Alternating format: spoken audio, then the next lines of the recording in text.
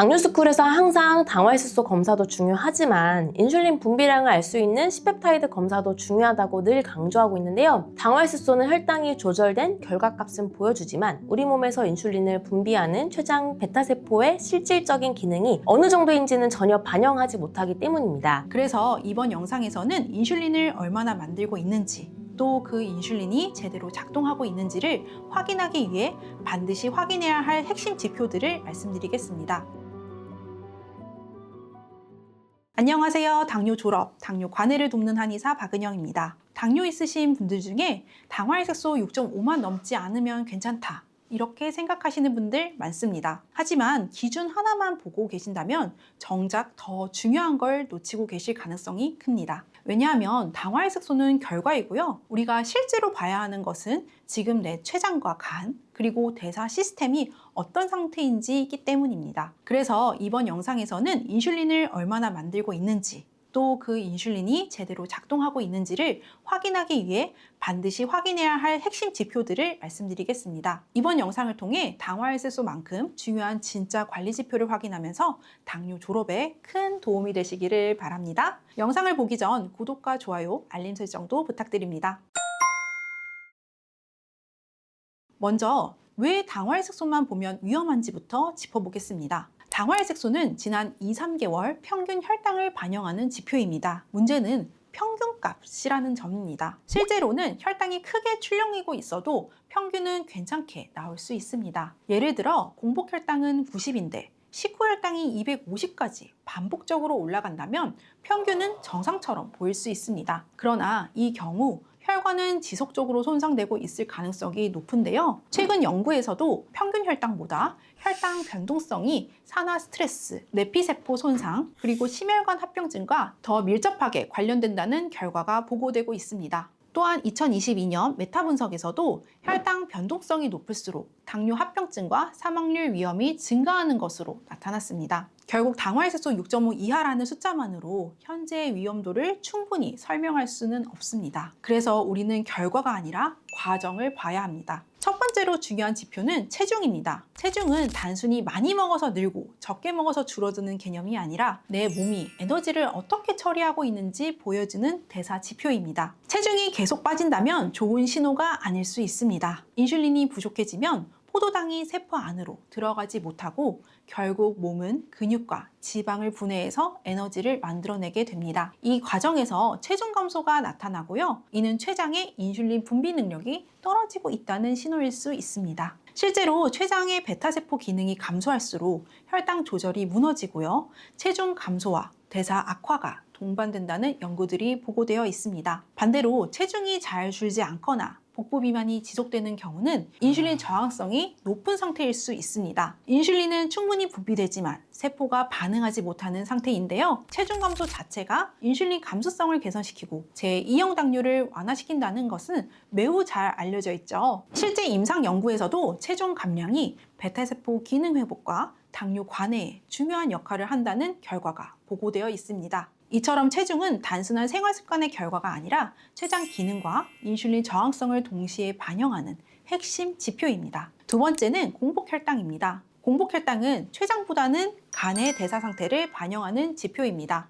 우리가 잠을 자는 동안 혈당은 간에서 만들어져 공급됩니다. 따라서 공복 혈당이 높다는 것은 간에서 포도당을 과하게 생성하고 있다는 의미입니다. 이 과정은 인슐린 저항성과 깊이 연결되어 있습니다. 간이 인슐린 신호에 제대로 반응하지 못하면 당 생성을 억제하지 못하게 되고 그 결과 공복 혈당이 상승하게 됩니다. 실제로 간의 인슐린 저항성과 간의 포도당 생성 증가가 제2형 당뇨의 핵심 병태 생리라는 것은 여러 연구에서 일관되게 확인되고 있습니다. 또한 비알코올성 지방간 질환이 있는 경우 공복 혈당 상승과 인슐린 저항성이 유의하게 증가하고요. 이는 당뇨 진행과 밀접하게 연관된다는 연구도 있습니다. 즉, 공복 혈당은 단순한 숫자가 아니라 간 기능과 대사 균형이 무너지고 있다는 신호로 이해하셔야 합니다. 세 번째, 가장 중요한 지표는 C-펩타이드입니다. 이 검사는 내 췌장이 실제로 인슐린을 얼마나 만들고 있는지를 보여줍니다. C펩타이드는 인슐린과 동일한 비율로 분비되고 있기 때문에 외부에서 인슐린을 주사하더라도 영향을 받지 않고요.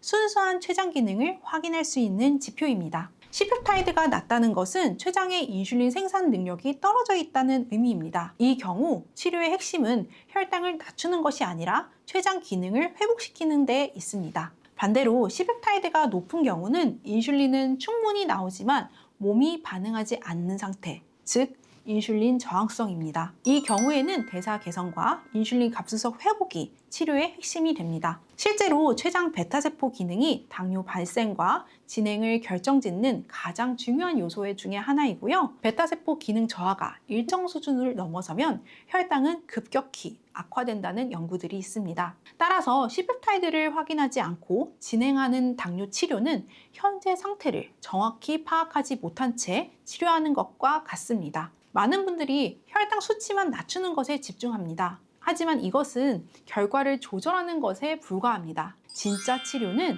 췌장, 간, 그리고 전체 대사 시스템을 회복하는 것입니다. 특히 체중 변화가 비정상적이거나 공복 혈당이 지속적으로 높거나 C펩타이드가 떨어지는 경우라면 이미 췌장이 지친 상태일 가능성이 있기 때문에 보다 적극적인 개입이 필요합니다. 한의학 치료는 혈당을 억지로 낮추는 접근이 아니라 췌장의 부담을 줄이고 간 대사를 회복시키며 인슐린 저항성 개선을 돕습니다. 몸이 스스로 혈당을 조절할 수 있는 상태를 만드는 데 초점을 둡니다. 당뇨는 숫자 하나로 판단할 수 있는 질환이 아닙니다. 당화혈색소 6.5만으로 안심할 수는 없고요. 체중, 공복혈당, C펩타이드를 함께 보면서 현재 내 몸의 상태를 입체적으로 이해하는 것이 중요합니다. 혹시 수치는 괜찮은데 몸 상태가 이상하거나 관리하고 있음에도 좋아지는 느낌이 없다면 지금의 치료 방향을 점검해야 할 시기일 수 있습니다. 내 췌장과 간, 그리고 대사 상태가 어느 단계인지 정확히 알고 싶다면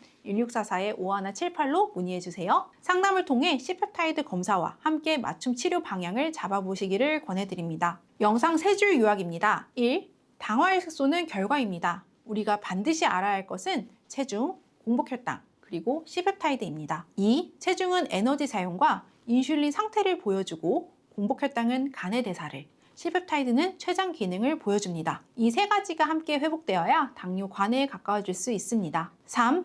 당뇨 치료의 핵심은 혈당 조절이 아니라 췌장 시스템 복구입니다. 혼자서는 어렵다면 한의학적 치료를 고려해 보시기를 바랍니다. 안녕하세요. 당뇨인들의 당뇨 졸업을 돕는 당뇨스쿨 한의사 이혜민입니다. 당뇨스쿨에서 항상 당화혈색소 검사도 중요하지만 인슐린 분비량을 알 수 있는 C펩타이드 검사도 중요하다고 늘 강조하고 있는데요. 당화혈색소는 혈당이 조절된 결과값은 보여주지만 우리 몸에서 인슐린을 분비하는 췌장 베타세포의 실질적인 기능이 어느 정도인지는 전혀 반영하지 못하기 때문입니다. 오늘 여러분께 당화혈색소 수치 뒤에 숨겨진 췌장의 진짜 상태를 확인하는 법, 바로 C펩타이드 검사의 중요성에 대해 의학적인 근거를 가지고 아주 상세히 설명해 드리겠습니다. 당화혈색소는 혈액 내 적혈구의 헤모글로빈이 포도당과 결합한 비율을 측정한 것입니다. 평균 혈당을 파악하는 데는 매우 유용하지만 몇 가지 결정적인 사각지대가 존재합니다. 첫째, 당화혈색소는 인슐린 분비 능력을 보여주지는 않아요. 혈당 수치가 낮게 유지되고 있더라도 그것이 췌장이 스스로 인슐린을 잘 만들어서 조절되는 것인지 아니면 강력한 당뇨약이나 외부 주사를 통해 강제로 수치만 낮춰놓은 것인지를 구분할 수가 없습니다. 둘째, 신체 조건에 따른 수치 왜곡이 발생할 수도 있습니다. 당화혈색소는 적혈구의 수명에 의존합니다. 만약 환자에게 빈혈이 있거나 간질환이나 심장질환이 있어서 적혈구의 교체 주기가 일반인과 다르다면 당화혈색소 수치는 실제 혈당 상태보다 낮게 혹은 높게 측정될 수 있습니다. 실제 연구에서도 이러한 수치 왜곡이 질병의 진행 상황을 잘못 판단하게 만들 위험이 있다고 경고하고 있습니다. 셋째, 혈당 변동성을 반영하지 못합니다. 평균 점수는 80점이더라도 매일 0점과 100점을 오가는 사람과 매일 80점을 꾸준히 유지하는 사람은 혈관 건강 상태가 완전히 다릅니다. 당화혈색소는 이 널뛰는 혈당을 잡아내지는 못하고요. 이는 곧 합병증 예방의 구멍으로 이어집니다. 그렇다면 우리는 무엇을 더 확인해야 할까요? 바로 C페타이드입니다. 췌장의 베타세포에서 인슐린이 생성될 때 인슐린 전구체인 프로인슐린이 인슐린과 C페타이드로 분리되어 혈액으로 방출됩니다. 즉 인슐린 한 분자가 만들어질 때 C페타이드도 정확히 한 분자가 생성되어 나옵니다. 여기서 중요한 차이점이 있습니다. 인슐린은 분비된 후 간에서 약 50% 이상 분해되어 사라지기 때문에 실제 췌장이 얼마나 일을 했는지 측정하기가 매우 까다롭습니다. 반면 C페타이드는 간에서 대사되지 않고 신장을 통해 배설되며 혈중에 훨씬 오래 머무릅니다. 따라서 혈액 검사를 통해 C페타이드 수치를 측정하면 췌장이 현재 스스로 인슐린을 얼마나 만들고 있는지, 즉 내인성 인슐린 분비 능력을 가장 정확하게 파악할 수 있습니다. 특히 외부에서 인슐린 주사를 맞는 환자의 경우 주사로 들어온 인슐린과 내 몸이 직접 만든 인슐린을 구분할 수 있는 유일한 방법이 바로 이 C페타이드 검사입니다. C페타이드 검사가 필수적인 이유 중 하나는 당뇨병의 유형을 정확히 구분하기 위해서입니다. 단순히 혈당이 높다고 해서 모두가 다 같은 당뇨가 아니죠. 인슐린을 만드는 공장 자체가 가동을 멈춘 1형 당뇨인지, 공장은 돌아가는데 효율이 떨어지는 2형 당뇨인지, 혹은 2형 당뇨로 출발은 했으나 췌장의 기능이 점점 떨어져서 인슐린 분비가 부족해진 상태인지, 그래서 1.5형인지 등을 알아야 합니다. 당화혈색소 수치만으로는 이를 알 수가 없습니다. 만약 C페타이드 수치가 극도로 낮게 나온다면 이는 인슐린 분비가 저하됐음을 의미하고요. 췌장의 베타세포가 회복되고 기능을 되찾아 인슐린 분비량이 늘어나게끔 치료해야 합니다. 반대로 C페타이드 수치가 높게 나온다면 인슐린 저항성을 해결하는 방향으로 치료 전략을 세워야 합니다. 췌장이 과로하고 있으니 췌장은 쉬게 하면서 저항성이 해결되어 혈당이 잡히고 궁극적으로는 췌장도 안정되게끔 치료해야 합니다. 이렇게 같은 당뇨라도 혹은 심지어 당화혈색 수치가 같더라도 C페타이드 수치에 따라 치료 방향이 전혀 달라지는 것입니다. 많은 당뇨인이 가장 두려워하는 것이 합병증일 텐데요. 그런데 이러한 C페타이드 수치가 합병증 위험을 굉장히 잘 예측할 수 있다는 연구 결과들이 계속해서 발표되고 있습니다. 동일한 당화혈색소 수치를 가진 환자들 중에서도 C페타이드 수치가 높게 유지되는 환자들이 당뇨병성 망막병증, 신증, 신경병증과 같은 미세혈관 합병증에 걸릴 확률이 유의미하게 낮았습니다. 췌장이 스스로 만드는 인슐린과 C페타이드 성분 자체가 혈관 내부의 염증을 억제하고 혈류를 개선하는 독자적인 보호작용을 하기 때문입니다. 특히 C페타이드 수치가 일정 기준 이상인 환자들이 그렇지 않은 환자들에 비해서 합병증 위험이 3배 이상 낮았다는 연구도 있습니다. 즉 C페타이드는 단순히 인슐린의 부산물이 아니라 내 몸을 합병증으로부터 지켜주는 방어벽의 두께를 측정하는 수치라고 볼 수 있습니다. 당뇨 관리에서 혈당이 급격히 오르내리는 혈당 변동성은 혈관벽에 직접적인 타격을 입힙니다. 최신 연구들에 따르면 췌장의 잔여 기능, 즉 C페타이드 수치가 살아있는 환자들은 연속혈당 측정기 상에서 목표 범위 내 혈당 유지 시간이 더 길었고 급격한 혈당 추락인 저혈당 발생 빈도도 훨씬 낮았습니다. 췌장이 스스로 기능을 하고 있다면 음식이 들어오거나 활동량이 변할 때 실시간으로 대응을 해서 인슐린 분비량을 미세하게 조절하기 때문입니다. 반면 췌장 기능이 고갈되어 외부 약물이나 주사에만 의존하면 우리 몸은 상황에 맞는 유연한 조절력을 상실하게 됩니다. 따라서 내가 왜 자꾸 저혈당에 빠지는지, 왜 식후 혈당이 이유 없이 튀는지 궁금하다면 내 췌장의 조절력을 보여주는 C페타이드 수치를 반드시 확인해야 합니다. 결국 우리가 지향하는 목표는 약 없이도 스스로 혈당을 다스리는 당뇨 졸업입니다. 이를 위해서는 당화혈색소라는 결과값에만 매몰되지 말고 원인인 췌장 기능을 살리는 데 집중해야 합니다. 현대의학은 이제 당화혈색소와 C페타이드를 동시에 측정했을 때 당뇨합병증 진단의 정확도와 민감도가 훨씬 올라간다는 사실을 인정하고 있습니다. 당뇨스쿨에서는 이러한 점에 착안하여 당화혈색소 수치와 C페타이드 수치 등을 입력하면 나의 당뇨합병증이 발생할 확률을 계산해주는 예측 프로그램을 개발하고 있습니다. 완성되면 공유할 테니 기대해주세요. 1년에 최소 한 번 혹은 치료 경과를 확인하기 위해 3개월에서 6개월마다 C페타이드 검사를 병행하셔야 하고요. 췌장이 과로하고 있거나 혹은 반대로 이미 지쳐있다면 적극적인 췌장 맞춤 생활관리와 치료가 필요합니다. 실제 췌장 기능이 떨어져 있는 당뇨 환자들에게 췌장 기능 회복을 돕는 한약 치료를 했더니 3개월로 보정 시 C페타이드 수치가 평균 0.32씩 높아졌고요. 임상에서는 인슐린 분비량이 증가하면서 당뇨약을 줄이거나 끊는 사례들이 많았습니다. 한약적 치료는 췌장의 기능을 회복하는 유일한 방법일지도 모릅니다. 한약적 치료에 대한 상담이나 도움이 필요하다면 1644-5178로 문의 주시길 바랍니다. 오늘 영상 3줄로 요약할게요. 1. 당화혈색소 수치가 안정적이더라도 췌장이 과부하 상태일 수 있으므로 반드시 C페타이드 검사를 병행하자. 2. C페타이드 수치가 높게 유지될수록 혈당 변동성이 줄어들고 망막, 신장, 신경합병증으로부터 안전해진다. 3. 췌장세포의 기능을 보존하고 회복시키는 한약적 치료와 생활관리가 병행될 때 진정한 당뇨 졸업이 가능하다.